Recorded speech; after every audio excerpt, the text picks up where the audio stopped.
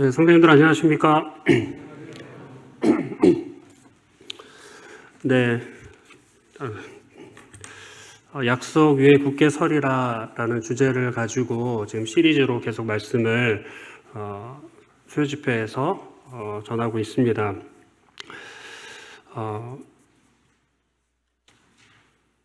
이 주제를 가지고 우리가 이렇게 말씀을 함께 나누고 있는데, 이 시대를 살아가는 우리들에게 하나님의 약속이 얼마나 놀라운지를 또 생각해 보고, 또 그 약속 위에 사는 삶, 또 그리고 이 믿음을 우리가 이 시대에 어떻게 살아가야 할지에 대해서 고민해 보는, 또 그리고 흔들리지 않는 그 믿음을 소유하면서 살아가는 그런 의도로 이런 시리즈가 계속되고 있는 것 같습니다.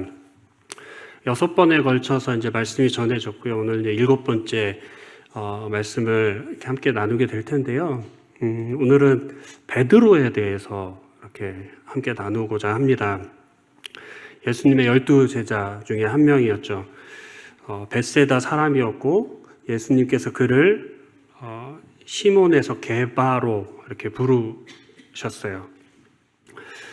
우리가 이제 잘 알고 있습니다. 베드로 어떤 사람인지, 또 어떤 삶을 살았는지.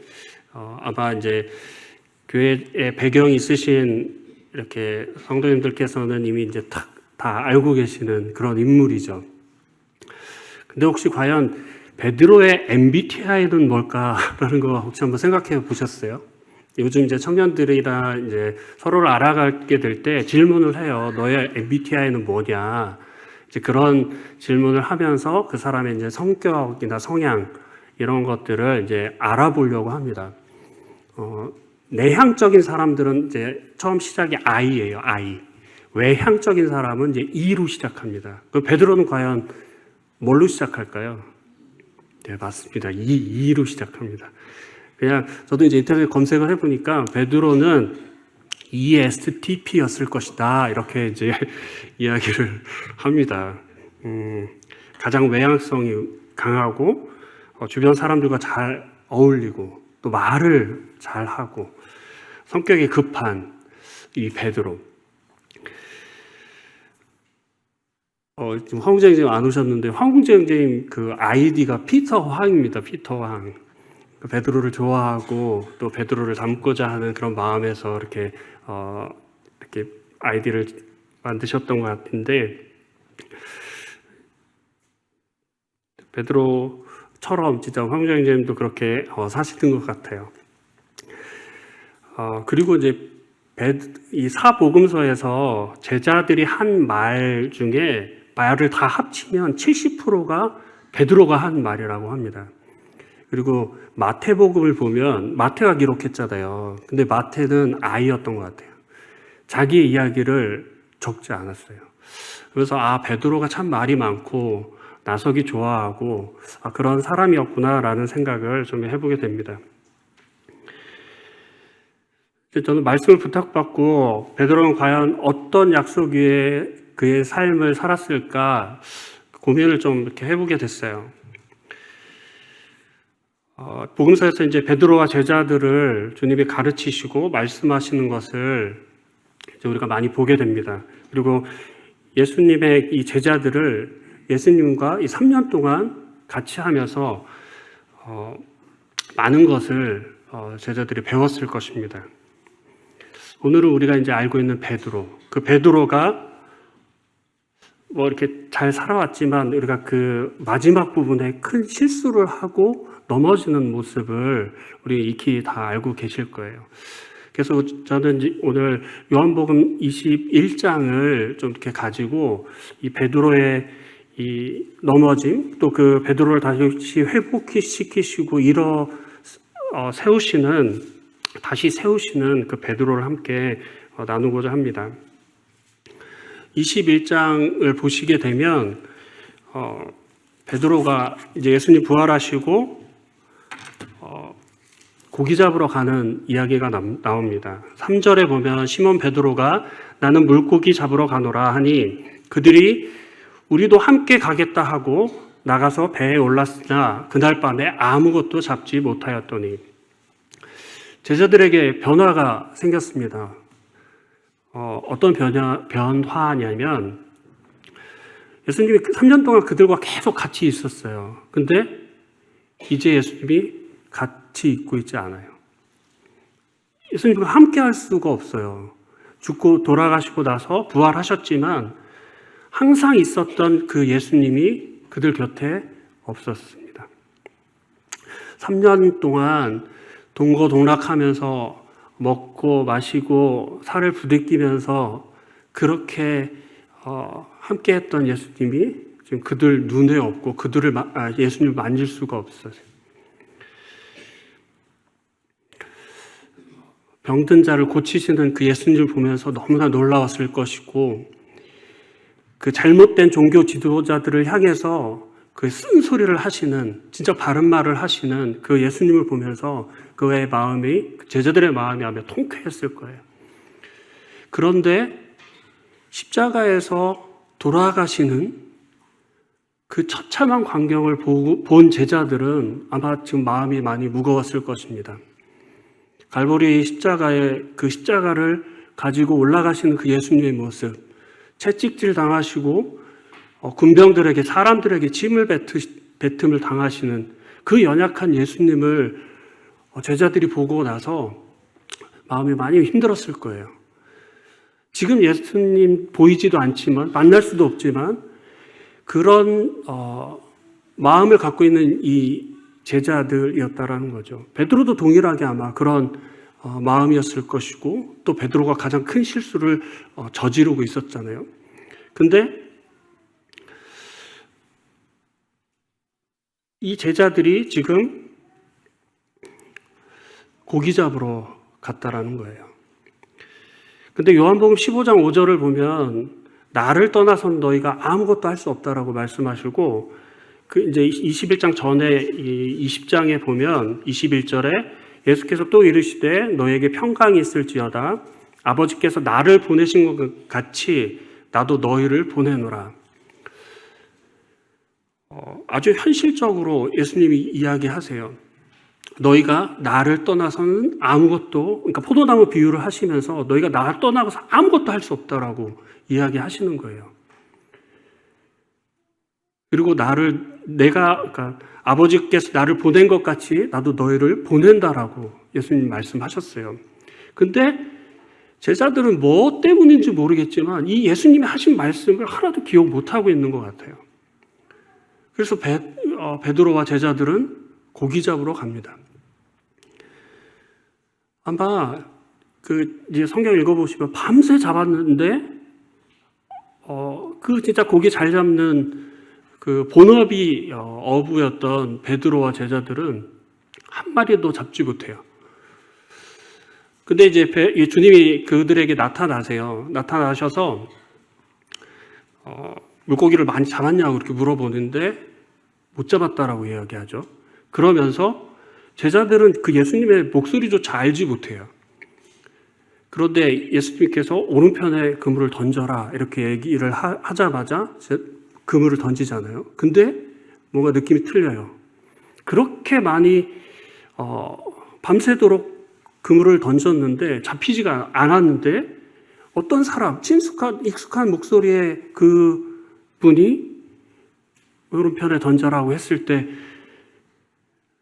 그 말에 순종했을 때 153마리라는 그 많은 숫자의 물고기가 잡히는 경험을 제자들이 합니다. 그때서야 요한은 주님이시다라고 이야기를 해요.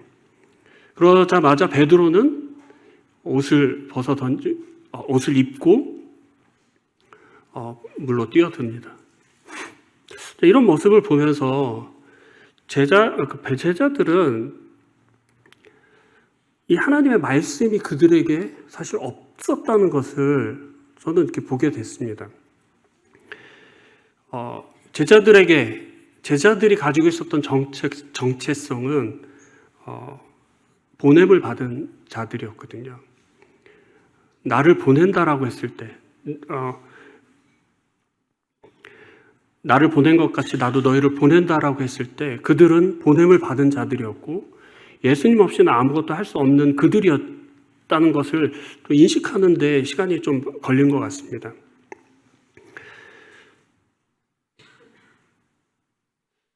제자들은 자신의 머릿속에서 지금 환경을 빨리 벗어나고 싶어요. 자기가 하고 싶은 거, 자기가 익숙한 것들, 그런 것들을 해서 좀 자신들의 그런 마음의 안정을 찾으려고 했던 것 같아요. 근데 그렇게 하면 할수록 되지가 않아요. 왜냐하면 나를 떠나서 아무것도 할 수 없기 때문에.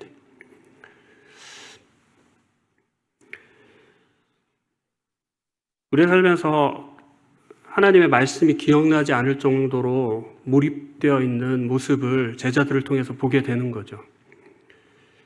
혹시 우리들의 삶에서도 그런 경험이 있지 않을까요? 하나님의 말씀이 기억나지도 않고 내가 내 앞에 내 환경, 내 상황을 빨리 극복하고자, 이것을 빨리 지나가고자 하나님의 말씀을 하나도 기억하지 않은 채 내 마음대로 내가 하고 싶은 대로 혹시 하고 있지는 않은지요? 몰입되어 있는 자신을 이렇게 혹시 보게 되면, 세상에 많은 사람들은 자기 일에 이렇게 열심히 하는 그런 사람들을 보고 멋있다라고 하고 이렇게 그렇게 해요. 근데 믿는 그리스도인들에게는 하나님의 말씀이 없는 몰입은 되게 불쌍한 그런 삶이 될 수 있다는 거죠. 나를 떠나서는 아무것도 할 수 없다.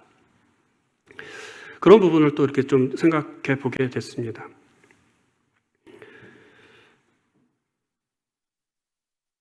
이런 제자들이 낙심에 빠져 있었을 때 제자들이 생각해야 했던 것은 무엇보다도 하나님의 말씀을 붙드는 것이었습니다.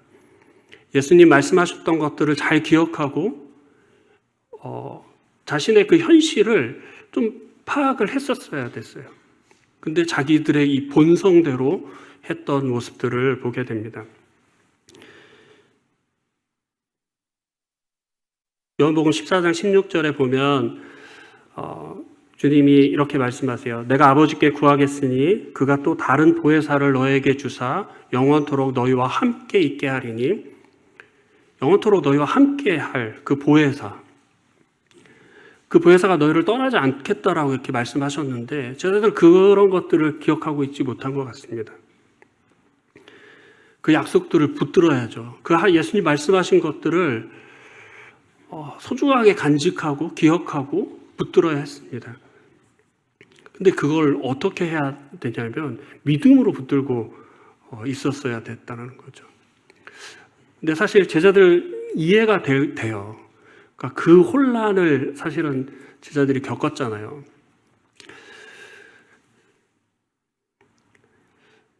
베드로는 자신이 예수님을 떠나서 아무것도 할 수 없다는 것을 물고기를 잡으면서 알게 되었던 것입니다.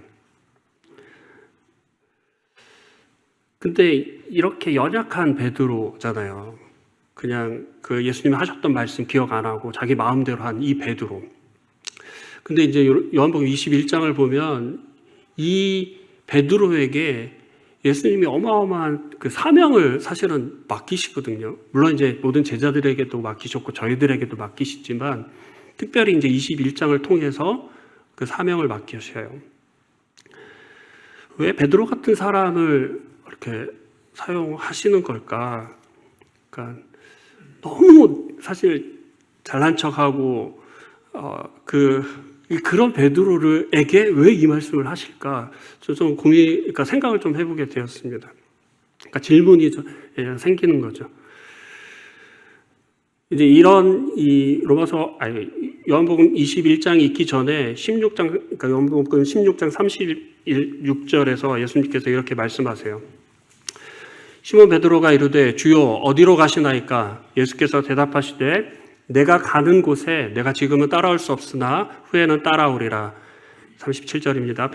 베드로가 이르되 주여 내가 지금 어찌하여 따라갈 수 없나이까? 주를 위하여 내 목숨을 버리겠나이다. 38절입니다. 예수께서 대답하시되 내가 나를 위하여 내 목숨을 버리겠느냐? 내가 진실로 진실로 내게 이르노니 닭 울기 전에 내가 3번 나를 부인하리라. 우리가 너무나 잘 알고 있는 말씀입니다. 예수님께서 닭 울기 전에 네가 나를 3번 부인할 거다라고 이렇게 말씀하세요. 사실 이제 이런 스토리에서 보면 얼마나 충성스러워요, 베드로가. 주님 끝까지 따라가고 내 목숨까지도 바치겠다라고 이렇게 하는 이 제자의 모습은 사실 이렇게 칭찬해 줘야 되는 거잖아요. 어우, 그러니? 하면서. 근데 예수님 그렇지 않으시거든요. 네가 나 부인할 거다.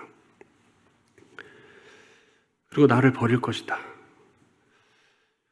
주여, 내가 목숨을 바쳐서라도 저 주님 결코 버리지 않겠습니다. 이렇게 이야기하는 이 베드로의 마음을 주님 아시지만 매몰차게 네가 나를 3번 부인할 것이다. 이렇게 말씀하십니다. 그러니까 시간이 조금 이제 흘러서 이제 마태복음 26장 보면은 오늘 밤 너희가 다 나를 버리겠다라고 예수님이 이야기를 하세요. 감람산으로 올라가시면서 예수님이 제자들에게 이렇게 말씀하시는 거거든요. 오늘 밤 너희가 다 나를 버리리라. 기록된 바 내가 목자를 치리니 양의 떼가 흩어지리라. 주님이 이렇게 말씀하셨습니다. 근데 이제 마태복음 26장 33절에 보니까 베드로가 또 멋진 말을 하죠. 모두 주를 버릴지라도 나는 결코 버리지 않겠나이다. 모두 주를 버리는데 나는 결코 버리지 않겠다라고 이야기합니다. 이거 너무나 저희가 잘 알고 있는 말씀이죠. 그러니까 관련돼서 이제 검색을 하다 보니까 이 마가복음 14장 32절에는 아주 힘있게 얘기했다라고 해요. 아주 힘을 줘서 내가 주와 함께 죽을지언정 주를 부인하지 않겠다라고 이야기합니다. 근데 여기서 이제 제자들도, 모든 제자들도 주님 부인하지 않겠다라고 기록하고 있습니다. 예수님께서 베드로의 진심을 몰라주고 계신 걸까요? 아마 잘 알고 있을 거예요. 베드로의 그 마음은 사실 예수님 잘 알고 있을 거예요. 그 마음.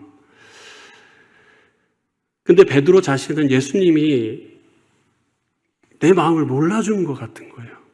그러니까 더 오기가 생기고 더 예수님한테 나의 이 마음을 어필하고 싶은 그런 강한 본능을 그가 느꼈던 것 같아요. 그래서 모든 사람이 버릴지라도 나는 버리지 않겠다고 힘을 줘서 얘기를 하는 거죠. 근데 주님은 매몰차게 오늘 밤 네가 3번 나를 부인할 거야. 예수님께 자신의 의지와 각오, 결심 이 어떤 것도 통하지가 않아요. 아주 그냥 철벽을 치시는 이 모습을 보게 됩니다. 여기서 베드로는 자신을 믿고 있어요. 자기를 믿는 사람이 자기를 증명하려고 부단히도 노력하고 있는 이 모습을 보게 되는 것입니다. 근데 예수님 따라가려면 이게 사실은 해결이 되어야 되거든요. 이것이 깨지지가 않으면, 자기를 믿고 있는 이것이 깨지지가 않으면 예수님 따라갈 수가 없다는 것을 예수님 알고 계셨어요. 자기 의가 강한 사람이야. 나 이런 사람이야. 나 한다면 하는 사람이야. 나 이렇게 주님 섬겨. 자기의 의가 바로 깨지는 법이 사실은 없어요. 베드로는 감람산에서 예수님이 붙잡히셨을 때 로마 군인을 향해서 칼을 뽑았습니다. 예수님이 잡혔을 때 칼을 뽑았어요. 그만큼 용기가 있는 사람이거든요. 근데 귀를 자르려고 자른 건지 어떻게 된 건지는 모르겠지만 대제사장의 종의 귀를 자릅니다. 예수님 고쳐주시죠. 그러니까 베드로는 내가 말한 대로 하는 사람이었던 거예요. 나 봐. 나 이렇게 내가 말한 대로 하지. 예수님한테 그걸 증명해 보이고 싶었던 거예요. 자신을 끝까지 증명하려고 합니다. 대제사장의 집들까지 그가 쫓아갑니다. 추워서 숯불 옆에서, 장작불 옆에서 그 불을 쬐고 있는데 여종이 와서 너 갈릴리 사람과 같이 있었던 사람 아니야? 이렇게 물으니까 베드로가 예수님을 부인합니다. 저 사람 모른다고. 자기 자신을 저주하면서 모른다고 부인합니다. 자기 자신을 믿는 사람은 딱 거기까지. 그러니까 그걸 보여주시는 거예요. 자기 자신을 믿는 사람들의 이 한계를 예수님 딱 보여주시는 거죠. 세 번째 부인했을 때 누구랑 눈이 마주쳤죠? 예수님하고 눈이 딱 마주쳐요. 누가복음에 보니까 눈이 마주치자마자 밖으로 나가서 대성통곡을 합니다. 지금까지 이거 나를 믿고 살아왔는데 그런 내가 무너진 거예요. 그런 자신을 보면서 베드로는 통곡을 하게 됩니다. 내가 이거밖에 되지 않구나. 사람들 앞에서 내가 호언장담했던 이런 모습들, 이런 것들을 보게 되는 거죠. 이 나에 대한 실망 때문에 베드로는 통곡을 한 것입니다. 근데 주님께서 왜 이런 사람을 쓰실까요? 참 궁금합니다. 왜 이런 사람들을 사용하시고 이 베드로에게 너무나 놀라운 특권들을 부여해 주셨을까?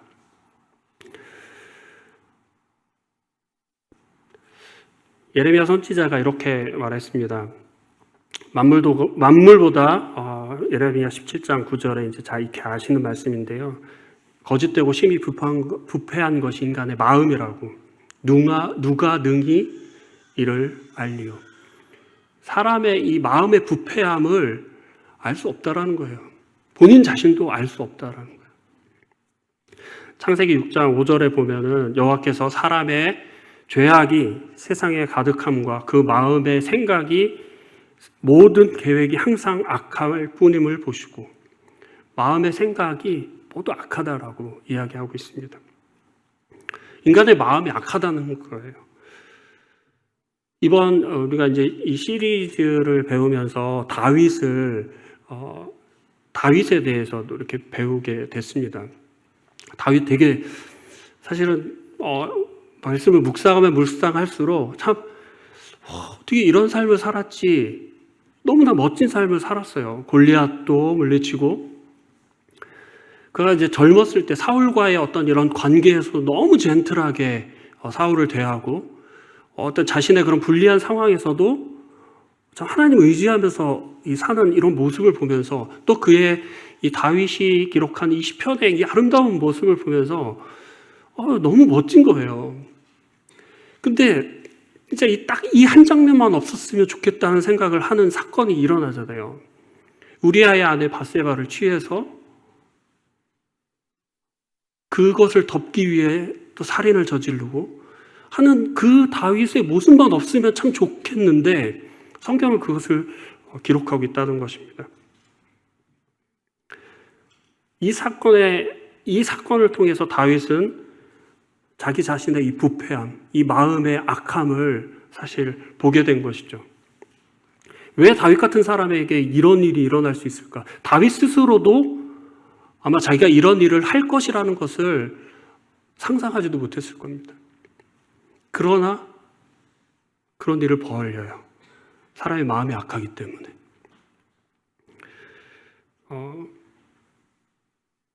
하나님께서는 때로 우리 인생 가운데서 이렇게 비참하고 수치스러운 일들을 경험하게 하십니다. 그러면서 우리가 누군지, 내가 누군지를 알려주십니다.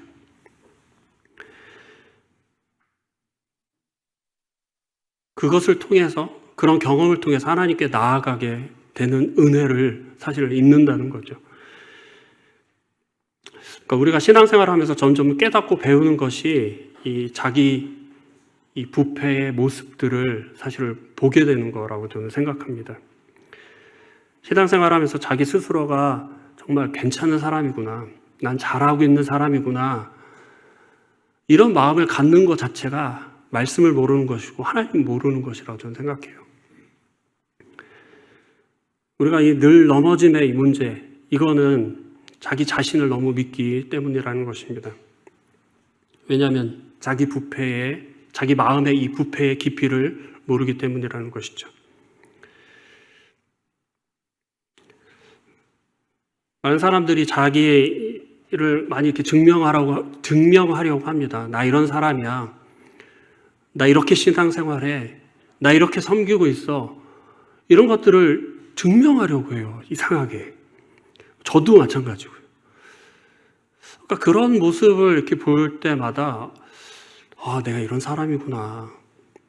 이런 잘난 이런 게 아니라 나도 그런 부패한 이런 모습이 내 속에 있구나. 조심해야 되겠구나. 이런 생각을 해요. 죄성이 밖으로 이렇게 그러니까 마음에서 그렇게 하면 그게 내 말에서나 행동에서나 표정에서나 나타나거든요. 이게 주의해야 하는 거죠. 섬김이, 이렇게 교회 안에서 어떤 섬김이 자랑이 되는 것, 이거는 주의해야 되겠습니다. 자매랑 이제 밥 먹으면서 그런 이야기를 했어요. 자매도 이제 이런 부분에 대해서 알고 있고 교제하면서 잘하려고 하는 마음, 그리고 뭔가 좀 드러내고 싶은 마음, 인정받으려고 하는 그런 마음, 이것이 자기 삶에서 이렇게 나타나게 될 때 많이 부끄럽다고, 내가 이것을 보면서 내가 이런 사람이구나 라고 깨닫게 될 때 너무나 창피하다라고 이야기를 하더라고요. 근데 우리가 이거를 잘 모르면 우리 신앙생활의 삶은 성장하지 않겠구나. 그냥 나를 드러내는 것으로 만족하면서 살겠구나. 근데 이거를 다시 이렇게 생각해 보면 내가 드러나는 것은 결국에는 내가 영광을 받는 거더라고요. 하나님이 영광 받으셔야 마땅한 것을 내 스스로가 나의 자랑으로, 나의 됨으로 인해서 하나님이 영광 받으시는 것을 내가 다 가로채고 있는 것이구나라는 것을 보게 될 때 이 부분은 상당히 위험한 것이구나. 내가 드러나는 것은 진짜 위험한 것이구나. 이 부분을 생각해 보게 됐습니다. 이것이 해결되어지지 않으면 되게 위험하다는 것이죠. 말씀을 전하는 제가 그러더라고요. 아내가 오늘 수요집회 이제 말씀이다라고 하니까 잘하려고 하지 말라고, 드러내려고 하지 말라고, 그냥 느끼고 이런 것들 솔직하게 나누라고, 그래서 주님 영광 받으시게 하라고 이렇게 딱 이야기를 하면서 거의 말씀이죠. 이야기를 하는데 그거를 계속 이제 오늘 교회 오면서 그래 주님이 영광 받으셔야지 이렇게 하면서도 잘하고 싶은 거예요. 이게 안 돼요. 계속해서 나를 이 부패한 마음을 드러내게 하시고 그 부패한 그 냄새나는 그런 것들을 보게 하셔서 나를 감추고 주님이 영광 드러내게 하시는 이거를 해야 되는데 참 쉽지가 않은 것 같습니다. 이런 것들이 계속되어질 때 내가 드러나려고 할 때 공동체가 어려워져요. 그거를 우리가 느끼고 있습니다.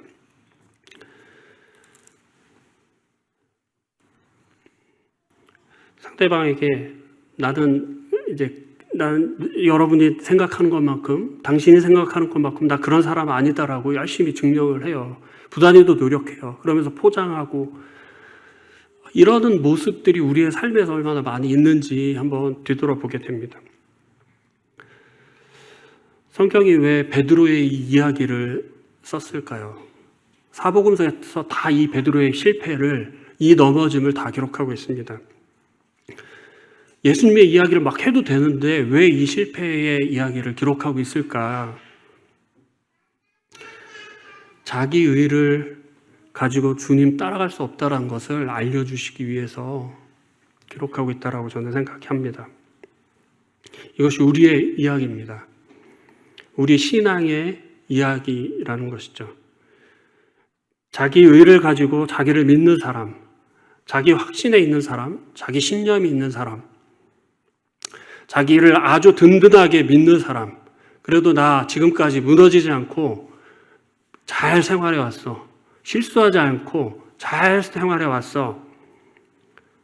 이렇게 생각하는 사람. 이게 자기 중심성에 있는 죄라는 거예요. 이거 가지고는 주님 따라가지 못하는 것을 알려주시기 위해서 베드로의 이 실패를 다 기록하고 있는 것이 아닌가 생각해 보게 됩니다. 이게 육신입니다. 육신. 이 육신은 하나님과 원수가 된다라고 이야기하고 있어요. 로마서 8장에서. 무서운 겁니다. 이 육신이 내 삶에서 드러날 때는 너무나 무서운 거예요. 하나님과 원수가 된다는 것. 하나님과 우리가 화평을 이뤘는데 다시 이 육신이 드러남으로 인해서 우리가 하나님과 원수가 되는 이 일들을 우리가 하고 있다는 거죠.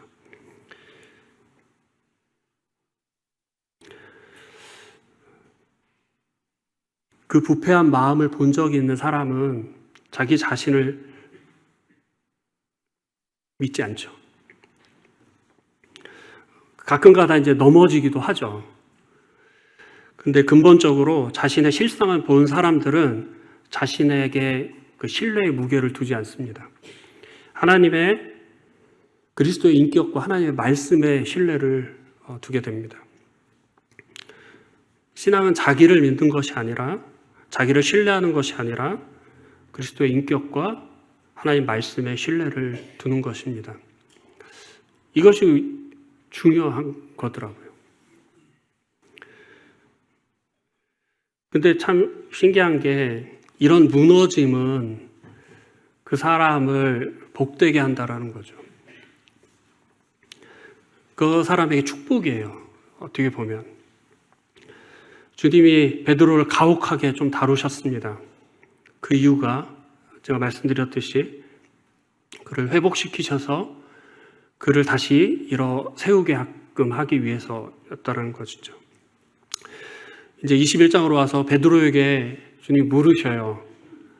네가 나를 더 사랑하느냐? 이렇게 물어보십니다. 3번 부인했던 베드로에게 3번 물어보십니다.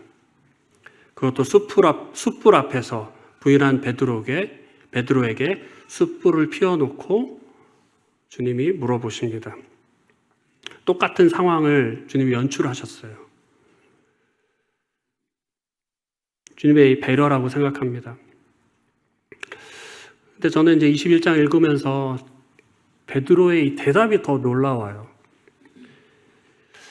베드로에게 네가 나 사랑하냐 이렇게 물어봤다면, 예전의 베드로였다면 내가 이 사람들보다 내가 더 주님을 사랑합니다 라고 이야기했어야 돼요.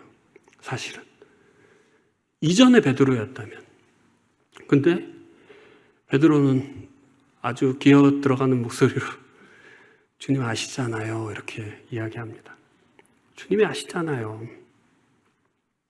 자신을 드러내지 않습니다. 왜냐고요? 넘어졌기 때문이죠. 그 넘어진 자리가 더 이상 자기를 믿을 수 없는 자리라는 것을 베드로가 경험했던 것이죠. 자신이 넘어졌던 그 자리가 자신을 볼 수 있었던 곳이었던 것이죠. 자신의 자존심과 그 자신의 의가 산산이 부서진 경험을 그 밤에 그가 했기 때문에 내가 주님을 사랑하는 줄 주님이 아시지 않습니까? 난 지금 주님을 사랑한다라고 말하지만 주님 제가 다시 넘어질 수도 있어요. 나 다시 주님 부인할 수도 있어요. 주님 나를 이렇게 또 다시 증명하고 싶지 않아요. 주님이 아시잖아요. 이제 베드로는 자기 자신을 안 믿습니다. 철저한 자기 부인을 통해서 예수님께 자기의 사랑을, 자기의 마음을 고백합니다. 요즘과 같은 이 시대, 사실 우리가 먼저 역사적인 자료를 보면은 어마어마한 부흥들이 많이 일어나요. 그죠? 평양 대부흥도 그랬고, 모임이 이제 초창기에 세워질 때도 이 복음을 전하면 많은 부흥들이 일어났습니다. 근데 지금은 우리의 이 삶에서 부흥이라는 단어, 영어를 얻는 이 회심의 부흥들, 이런 것들이 막 이렇게 익숙하지가 않습니다. 왜일까? 많은 사람들이 이렇게 이야기한다고 해요. 20세기 말처럼 자아가 강조되고 자아를 살리려는 교육이 시도된 적은 없었다라고 이야기합니다. 자아가 강하면 내가 신이 돼요. 자아를 숭배하게 되고. 그러니까 그런 교육을 받고 성장한 사람들이 하나님을 믿을 수 있을까요? 내가 신인데. 부모님들도 이제 아이들 기죽이지 않으려고 부단히도 노력을 합니다. 자존감 높이기 위해서 계속 우쭈쭈 이렇게 합니다. 그러다 보니까 내가 최고가 되어 있는 거예요. 내가 하나님인데 어떻게 내가 하나님을 믿을 수가 있겠습니까? 넘어짐 없이 자기를 정직하게 보는 것은 너무나 어렵습니다. 왜냐하면 이 죄성이 너무나 끈질기게 내 삶 속에서, 내 마음 속에서 역사하기 때문입니다. 그래서 주님께서 우리의 인생에 이 넘어짐의 축복을 주시는 것 같습니다. 이 넘어짐은 이 하나님의 은혜를 알게 하시는 하나의 방법입니다. 주님이 세 번 베드로에게 이야기하시고서 베드로에게 사명을 맡기세요. 그것도 세 번이나 또 이렇게 물어봅니다. 내 어린 양을 먹이라. 그리고 내 양을 치라. 내 양을 먹이라. 이 사명을 주는 시점이 되게 놀랍다라는 거죠. 이전에 주실 수도 있었어요. 베드로에게 너 나를 따라오라 이렇게 하고 나서 바로 이렇게 이야기하실 수도 저는 있으셨다 생각하거든요. 근데 베드로가 이 자신의 이 처참하게 무너진 그 자리에서 베드로에게 이 사명을 맡기신다라는 거죠.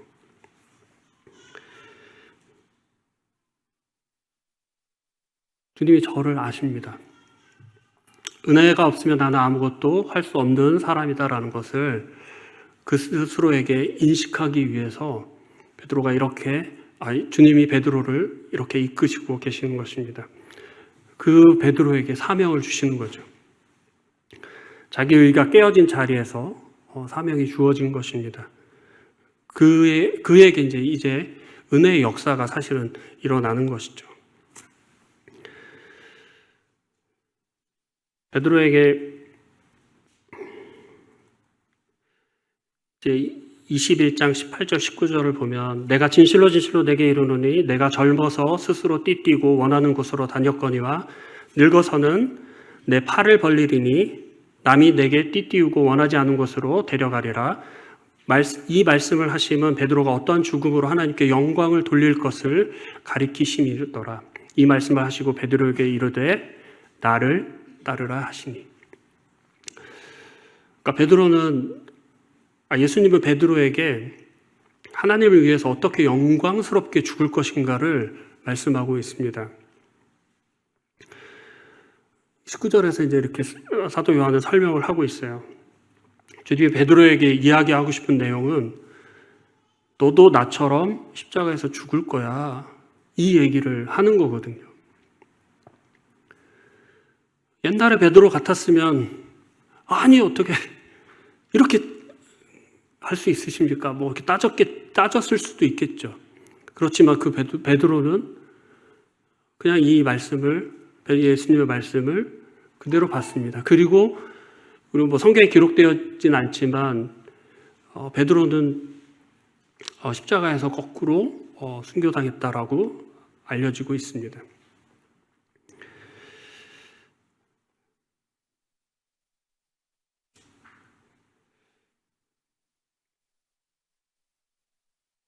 그리스도를 따른다는 것은 그리스도 외에는 다른 데 소망을 두지 않는다는 것입니다.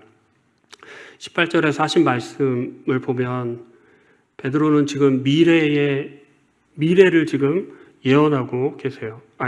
예수님을 통해서 베드로의 미래를 이야기하고 있는 것입니다. 주님은 다 알고 계시죠. 그런데 베드로는 사실 이 이야기를 들었을 때 이게 무슨 이야기인지를 사실 몰랐을 거예요. 근데 주님이 다 알고 계시는 거죠. 내 미래를 내 지식을 의존하는 게 아니고 하나님의 지식에 하나님의 말씀에 의존하는 이것이 주님을 따르는 삶이라는 거죠. 이것이 어떻게 보면 우리 신앙의 본질입니다. 미래를 알지 못하지만 나를 따르라고 했을 때 예수님을 따르는 삶, 이것이 신앙이라는 것이죠.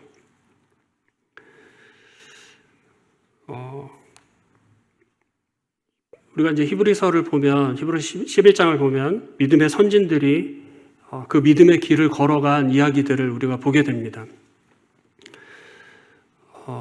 하나님께만 소망을 둔 사람들이죠. 믿음의 사람들. 그 믿음의 사람들은 그 믿음의 길을 걸어갔습니다. 우리가 익히 알고 있는 아브라함. 하나님께서 아브라함에게 지시할 땅으로 하나님께서 내가 내게 지시할 땅으로 가라 이렇게 말씀하세요. 지시한 땅이 아니라 지시할 땅이에요. 어디로 가야 될지 알지를 못해요. 우리가 어디로 간다라고 예측을 한다면 뭔가 준비하고 대비하고 예상을 할 텐데 지시할 땅으로 가니까 어떻게 해야 될지를 몰라요. 근데 아브라함은 믿음으로 순종했습니다. 히브리서 11장에 보면 그가 믿음으로 갈 바를 알지 못했지만 갔다고. 믿음으로 갔다고. 믿음으로 발걸음을 내딛었다라고 기록하고 있습니다. 이 믿음으로 사는 삶은 상당히 리스키한 그런 삶이거든요. 근데 이게 믿음이에요. 이게 믿음의 본질이라는 거죠. 믿음의 본질은 사실 되게 리스크한 삶을 살아내는 것이거든요. 요즘 교회에서 이 에스더 말씀을 저희가 읽고 있습니다. 에스더 한번 생각해 보세요. 에스더는 자기 민족의 이 멸절의 그 위기 속에서 아수르 왕 앞에서 그가 나아가야 됩니다. 왕 앞에 나아가야 되는데 왕에게 은금을 내밀지 못하면 그녀는 죽게 되거든요. 그래서 그녀가 금식합니다. 민족의 운명이 달려있기 때문에 금식하고 그 백성들도 금식을 합니다. 그러면서 그 에스더가 한 유명한 이야기가 있잖아요. 죽으면 죽으리라. 내가 이렇게 3일 동안 금식했기 때문에 우리 민족이 이렇게 다 금식을 했으니까 분명 우리 하나님께서 우리 뜻대로 우리를 살려주실 거야. 이게 아니에요. 그것이 아니라는 거죠. 결과는 하나님이 아신다라는 겁니다. 우리는 우리의 믿음의 길을 걸을 뿐이다라는 거예요. 이게 우리가 해야 될 일이라는 거죠. 이게 믿음의 삶이라는 거죠. 그냥 죽을 수 있어도 그냥 우리가 우리 편에서 믿음의 발걸음을 걸어가는 것, 이것이 믿음의 삶이라는 것입니다. 우리는 약속 위에 서서 우리의 믿음의 길을 걸어갑니다. 걸어가다 보면 우리는 그 믿음을 지키려고 할 때 흔들리게 돼요. 이 길을 어떻게 걸어가는 것이 좋을까 이렇게 생각해 보게 됐어요. 이 말씀을 이제 묵상을 하다가 이게 길이라는 단어를 이렇게 생각하니까 뭐 예수님이 이제 우리의 길이 되시고 뭐 이제 그렇게 생각을 하는데 갑자기 욥이 걸었던 길을 좀 생각해 보게 됐습니다. 우리가 너무나 익숙하게 아는 말씀이에요. 그러니까 욥기 23장 8절에서 10절 말씀인데요. 우리는 이제 10절의 말씀에 포커스를 맞춰서 봅니다. 내가 이제 정금같이 나오는 그런 모습을 상상하면서 말씀을 읽어요. 근데 8절에 보면 그런데 내가 앞으로 가도 그가 아니 계시고 뒤로 가도 보이지 아니하며 그가 왼쪽에서 일하시나 내가 만날 수 없고 그가 오른쪽으로 돌이키시나 배울 수가 없구나. 저도 하나님의 이 길을 이 순금같이 되는 길을 갈 때는 꼭 이 과정이 필요하다라고 생각을 했거든요.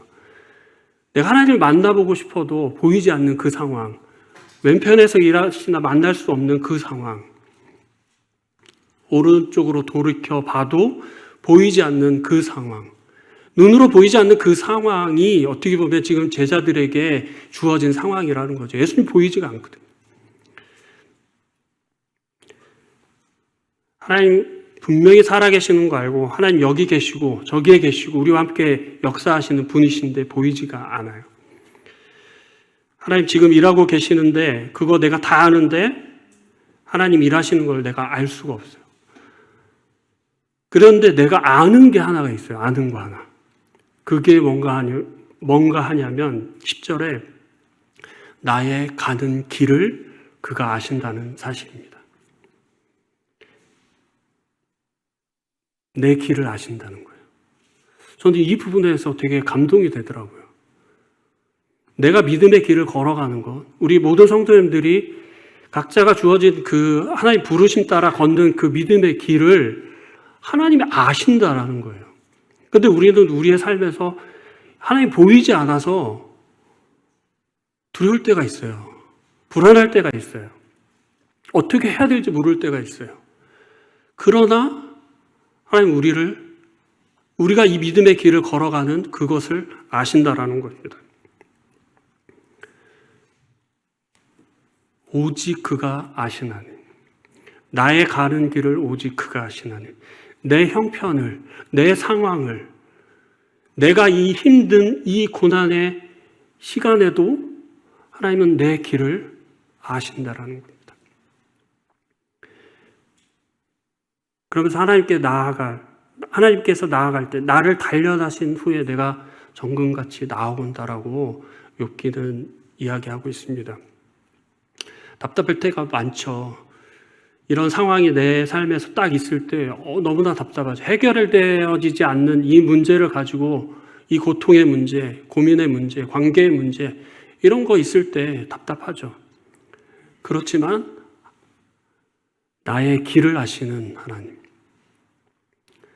그 하나님을 믿고 우리 믿음의 길을 걸어가야 되지 않을까 생각해 보게 됩니다.